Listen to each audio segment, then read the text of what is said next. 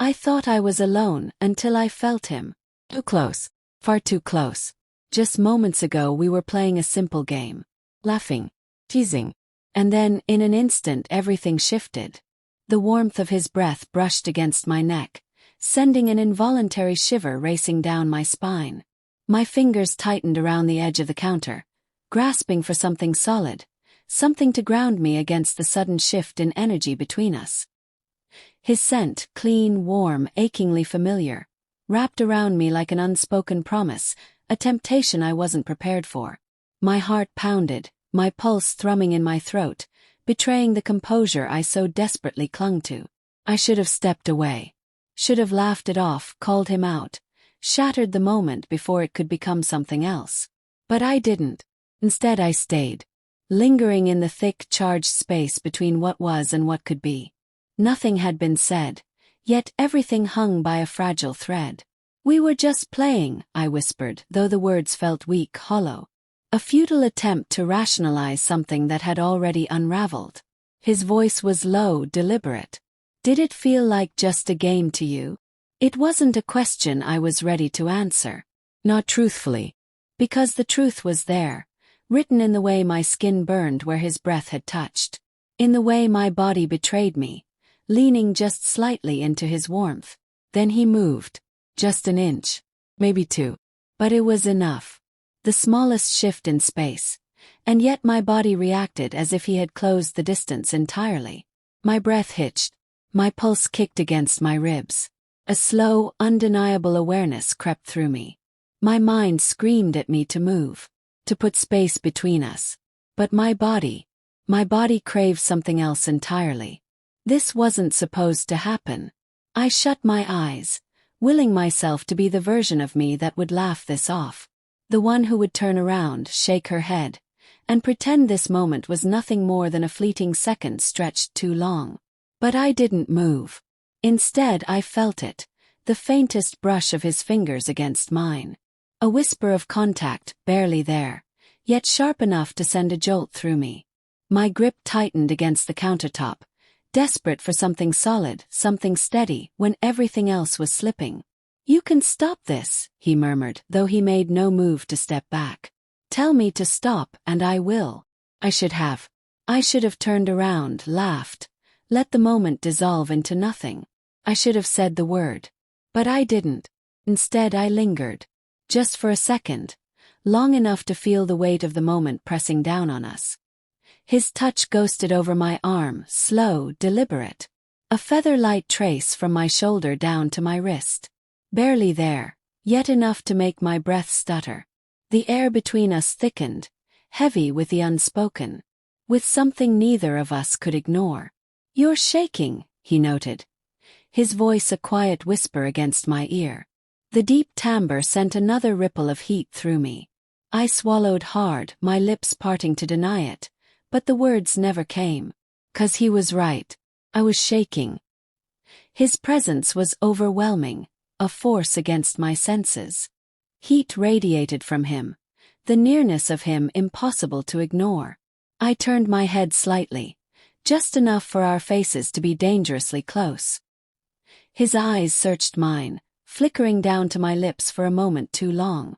The silence between us stretched, thick and suffocating.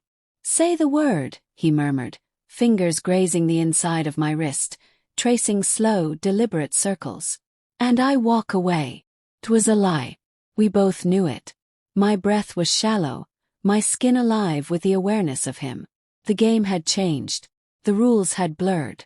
And in that thick haze, realization settled over me. Something far more terrifying than the closeness, more dangerous than the touch. I didn't want him to walk away. The silence pulsed between us, heavy with everything we weren't saying. My heart pounded, drowning out the rational voice in my head. The one that screamed this was a mistake. That I should turn away. That I should stop this before it was too late. But wasn't it already too late? His fingers brushed against mine again, lingering this time. Deliberate. A touch so soft, yet it sent a jolt through my veins. My breath caught. My grip on the counter tightened as if it could keep me from slipping any further. "You're not stopping me," he whispered, his words curling around me, wrapping me in something dangerous. And he was right. I wasn't that I couldn't move. Didn't want to. I turned my head just enough to meet his gaze, to see the way his eyes darkened with something unreadable, something I wasn't sure I was ready to understand. His lips parted, only a breath away from mine. Hesitation flickered across his face. A silent question, a final chance to pull away. One last opportunity to set things right, to reset the rules we had so clearly crossed. But the rules had already changed. And I wasn't sure I wanted to put them back in place. Before my mind could catch up, my body answered for me. A small shift, barely more than a breath, closing the unbearable space between us. The moment our lips met, it was as if something inside me snapped. The tension that had coiled so tightly between us for far too long finally shattered. Sharp inhale. A moment of stillness. And then his hands were on me, firm, sure, pulling me closer as if he had been holding back all this time.